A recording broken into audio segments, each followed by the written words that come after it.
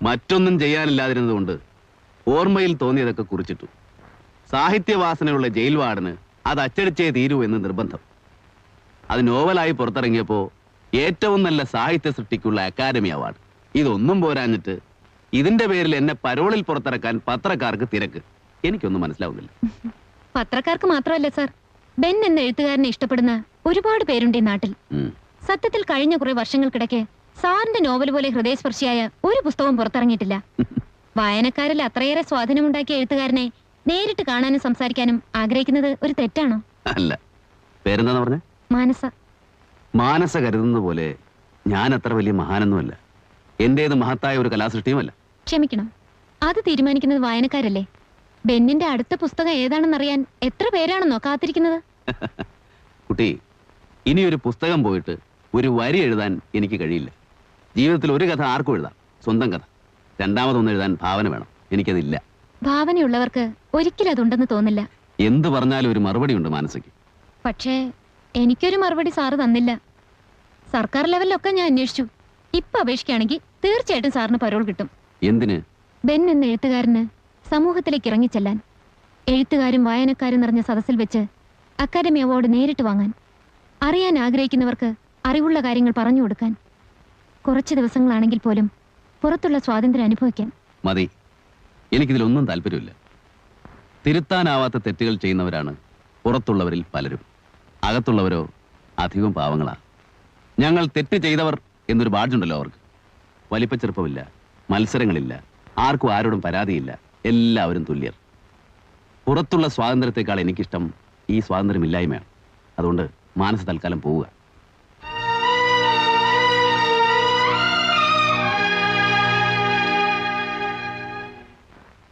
കുഞ്ഞിക്കണ്ണ വാതിലടച്ചേക്ക്.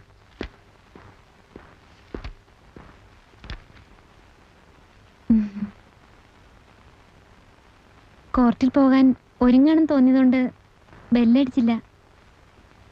കുട്ടിയുടെ ആരാധനാപാത്രം ജയിലിലാണെന്ന് അറിഞ്ഞ സ്ഥിതിക്ക് ഇവിടെ ആ വലിയ മനുഷ്യൻ വേറൊരാളിന്റെ ആരാധകനാണെന്ന് എനിക്ക് മനസ്സിലായി. എനിക്ക് മനസ്സിലായില്ല. അദ്ദേഹത്തിന് എഴുതാൻ ശരിക്കും ഇൻസ്പിറേഷൻ കൊടുത്തത് താങ്കളാണത്രേ. ശരിക്കും പറഞ്ഞാൽ തീം പോലും സാറാണത്രേ പറഞ്ഞു കൊടുത്തത്. നരേന്ദ്രൻ അങ്ങനെ പറഞ്ഞു? സത്യമായിട്ടും പറഞ്ഞു. അതൊന്നും ആരും അറിയരുതെന്ന് ഞാൻ അയാളോട് പറഞ്ഞിരുന്നു. സാറിനെ പറ്റി പറയുമ്പോ അദ്ദേഹത്തിന് 1000 നാക്കാണ്. ഇത്രയും ചെറുപ്പത്തിൽ ഇത്രയും സക്സസ് ആയി വേറൊരു അഡ്വക്കേറ്റ് ഉണ്ടാവില്ലെന്നും പറഞ്ഞു. അത് സത്യമാണെന്ന് പുറത്തൊക്കെ ഞാൻ അന്വേഷിച്ച് മനസ്സിലാക്കുകയും ചെയ്തു. അത് പിന്നെ ഈ സീനിയർ അഡ്വക്കേറ്റ്സ് പോലും സംശയ നിവൃത്തി വരുത്തുന്നത് എന്നോട് ചോദിച്ചിട്ടാണ്. ഓർമ്മശക്തിയിൽ ഞാനൊരു കമ്പ്യൂട്ടറാണെന്ന് എന്റെ അച്ഛൻ പോലും പറയുന്നത്. അതിശയോക്തിയാവാൻ വഴിയില്ല സർ. കുട്ടി മാരീഡാണ്? അല്ല സർ, മിസ്റ്റർ നരേന്ദ്രന് പരോൾ കിട്ടും. പക്ഷെ താങ്കളല്ലാതെ മറ്റാര് നിർബന്ധിച്ചാലും അദ്ദേഹം പരോളിലിറങ്ങാൻ കൂട്ടാക്കുമെന്ന് തോന്നുന്നില്ല. ഇല്ല. സാർ ഒന്ന് നിർബന്ധിക്കണം. അദ്ദേഹത്തെ പറ്റി കൂടുതൽ അറിയാൻ വായനക്കാരും സാഹിത്യരംഗത്തുള്ളവരും ആകാംക്ഷയോടെ കാത്തിരിക്കുകയാണ്. ഞാനടക്കമുള്ള സകലരും സാറിനോട് എന്നെന്നും കടപ്പെട്ടിരിക്കും. കടപ്പാടുകൾ പലപ്പോഴും ഒരു ഭാരമാണ് കുട്ടി. അയാൾക്ക് ഇറങ്ങാൻ താല്പര്യം ഉണ്ടായിരിക്കില്ല. എങ്കിലും കുട്ടി വന്ന് പറഞ്ഞ സ്ഥിതിക്ക് ഞാൻ അയാളെ കാണാം, നിർബന്ധിക്കാം. എന്റെ എല്ലാ കഴിവുകളും ഉപയോഗിച്ച് ഞാൻ അയാളെ പുറത്തിറക്കാം. അങ്ങനെ നിങ്ങളുടെ രണ്ടുപേരുടെയും ആഗ്രഹങ്ങളെ മാനിച്ചുകൊണ്ട് ബെൻ നരേന്ദ്രൻ ഇതാ പരോളിൽ പുറത്തിറങ്ങിയിരിക്കുന്നു. 28 ദിവസം അറ്റ് യുവർ ഡിസ്പോസൽ. ശരിക്കും പിടിക്കേ. ഭഗവാനെ, ഗുരുവായൂരപ്പാ. കുഞ്ഞിക്കണ്ണ, പുതിയതായിട്ട് ആരാ മേലെ താമസിക്കാൻ വന്നിരിക്കുന്നത്? കുട്ടികൾ പറഞ്ഞല്ലോ. അല്ല, ഇവിടെ ഇരുമ്പുകൊണ്ടുള്ള സാധനങ്ങളൊക്കെ എവിടെയാ വെച്ചിരിക്കണേ? കത്തി, കൊടുവാള്, കട്ടപ്പാരൊക്കെ എന്തേ? അല്ല, ഒക്കെ വളരെ ഭദ്രമായിട്ട് അളമാറിലോ മറ്റോ വെച്ച് പൂട്ടണം. ഒന്നും മുറ്റത്തും പുറത്തും കണ്ടുപോകരുത്. തന്നെയല്ല, കുട്ടികൾ ഇനി മേലോട്ട് വിടണ്ട. താൻ എന്തൊക്കെയാ ഈ പറയുന്നത്? ഞാൻ പറയുന്ന അനുസരിക്കാനല്ലേ, സൂക്ഷിച്ചാ ദുഃഖിക്കണ്ട. തെളിയിച്ചു പറയടോ. തെളിച്ചു വരാൻ വിരോധം ഉണ്ടായിട്ടല്ല, ഞെട്ടരുത്. ഞാൻ എന്തിനാ ഞെട്ടണത്? താൻ പറയടോ. വക്കീലിന്റെ കൂടെ താമസിക്കാൻ വന്നോനെ ചില്ലറക്കാരനല്ല, ജയിലിൽ നിന്ന് ലീവ് എടുത്ത് വന്നോനാ, കൊലപ്പുള്ളി. എന്റെ അമ്മേ. എന്താ മുത്തശ്ശി, കൊലപ്പുള്ളി എന്ന് പറഞ്ഞാൽ കയ്യിൽ തോക്കുണ്ടാവോ? കൈ തോക്കും കാണും, കടാരും കാണും, പക്ഷെ ഒന്നും പുറത്തെടുക്കൂല്ലോ. ഇപ്പൊ ഇറങ്ങണ, എല്ലാവരും ഇപ്പൊ ഇറങ്ങണെന്ന്. ഞാൻ എന്തായാലും ഇറങ്ങാൻ തീരുമാനിച്ചിരിക്കാം. വിളിക്കണോ തന്റെ വക്കീലിനെ? പപ്പനാഭൻ ദുബായി കിടന്നുണ്ടാക്കിയ കാശ് കൊണ്ട് കെട്ടി വീടാ ഇത്. കണ്ട കൊലപ്പുള്ളികൾക്ക് വാടകയ്ക്ക് കൊടുക്കാനുള്ളതല്ല. അല്ലാന്ന് എനിക്കറിഞ്ഞൂടെ? ആ കൊലപാതകയെ ചവിട്ടി പുറത്താക്കടോ. ഒന്ന് പതുക്കെ പറ. എനിക്കൊരുത്തിരി പേടിയില്ലടോ. ഇറങ്ങി വരാൻ പറ. എന്നാ മുത്തച്ഛൻ എന്ന് പറ. ആഹാ. എടോ വക്കീലേ, വക്കീലേ, ഇറങ്ങി വാടക വിട്. അണ്ട കള്ളനെയും കൊലപാതകിനെ എന്റെ വീട്ടിൽ താമസിപ്പിക്കാൻ ഞാൻ സമ്മതിക്കില്ല. എന്റെ സ്വഭാവം നിനക്കറിയില്ല. ആ വക്കീല് കുളിക്കുക. ഇവിടെ എന്താ ഒരു ബഹളം? ബഹളോ? ആ എന്ത് ബഹളം? മുത്തശ്ശി വെള്ളം വെച്ചതിനെ പറ്റിയാ? ഞാനാ? ആ കുഞ്ഞിക്കണ്ണൻ പറയായിരുന്നേ, ഉം. മേലെ വന്നിരിക്കുന്ന ആള് കുറച്ച് പെശ കാണുന്നു. ഓ മുത്തശ്ശി താൻ പറഞ്ഞൂടോ? അപ്പൊ ഞാൻ പറഞ്ഞേ മനുഷ്യരിൽ നല്ലതും ചീത്തയില്ലാന്ന്. ഉം. മോനെ കണ്ട എന്റെ പപ്പനാവിന്റെ അതേ ചായ. എന്തെങ്കിലും ആവശ്യം ഉണ്ടെങ്കിൽ മുത്തശ്ശിയോട് ചോദിക്കണട്ടാ, ഉം. മറക്കല്ലേ. ഏയ് ആ, തള്ളേ കാല് വാരരുത്. എന്നെ കൊലക്ക് കൊടുക്കാനല്ലേ നിങ്ങളെ പരിപാടി? കുഞ്ഞിക്കണ്ണ വിശ്വാസം തന്നെ ചെയ്യരുതേ. അയാൾ നമ്മളെ കൊല്ലോ മുത്തശ്ശി? ഛീ, അറം പറ്റുന്ന വർത്താനം പറയാണ്ട് കേറി പൊടിയാത്ത് പൊടി. കുഞ്ഞിക്കണ്ണ പൊട്ടിച്ചോ? ഇല്ല ഇല്ല, അത് സ്റ്റീലാ. നരേന്ദ്ര സാറിനോട് വന്ന് കിടന്നോളാൻ പറ. അതിപ്പം സമയാവുമ്പോ മൂപ്പര് ഒന്ന് കിടന്നോളൂലേ? ചെന്ന് വിളിക്കണോ?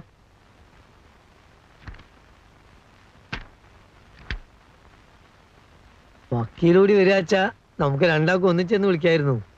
ഞാൻ മാത്രം മതിയോ? അയലോക്കത്ത് 5-6 ആളെ കൂടി വിളിച്ച.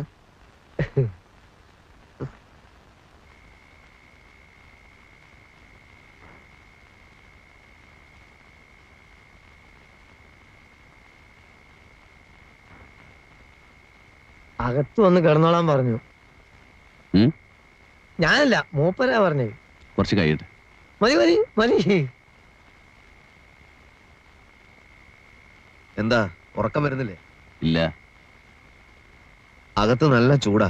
ഇവിടെ കുറച്ച് കാറ്റെങ്കിലും ഉണ്ട്. ഒരു AC ഫിറ്റ് ചെയ്യണം. ഫിറ്റ് ചെയ്യാം, കേസുകളൊക്കെ ഉണ്ട്. വക്കീല് നമ്മുടെ ജനുവിന്റെ വീട്ടിൽ പോകാറുണ്ടോ? ഞാനെന്തിനാ അവിടെ പോകുന്നത്?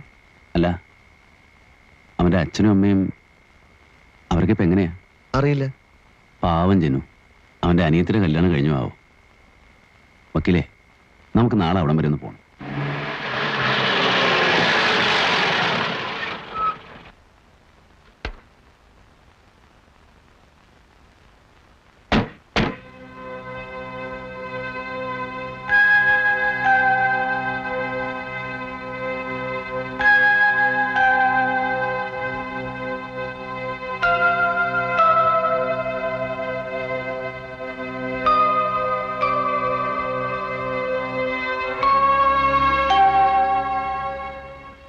ആരുമില്ലേ ഇവിടെ?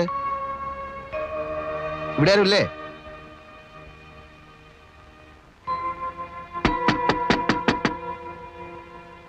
ആരാ? ജനുവിന്റെ അച്ഛനാ. ഓ,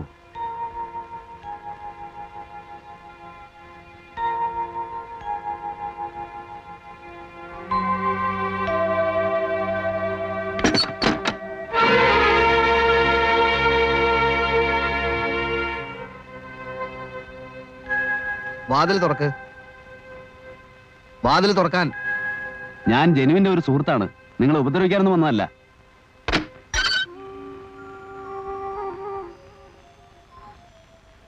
എന്താ വേണ്ടത്?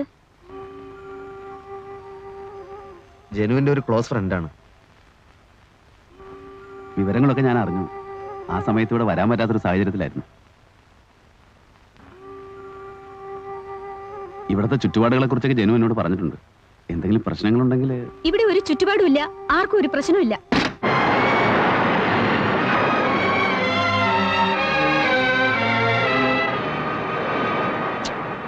പോകണ്ടായിരുന്നു. അവർക്ക് നമ്മളോട് എന്താ വെറുപ്പുള്ളതുപോലെ. അവരുടെ അവസ്ഥ അതല്ലേ. ജനുവിന്റെ മരണം അന്വേഷിച്ചെത്തുന്ന ആദ്യത്തെ ആൾക്കാരൊന്നും അല്ലല്ലോ നമ്മൾ. അവർ മറക്കാൻ ശ്രമിക്കുന്ന കാര്യം ഓർമ്മിപ്പിക്കാൻ എത്തിയവരോടുള്ള മടുപ്പായിരിക്കാം നമ്മളോട് കാണിച്ചത്. എന്നാലും ഇങ്ങനെയൊന്നുമല്ല ഞാൻ വിചാരിച്ചത്.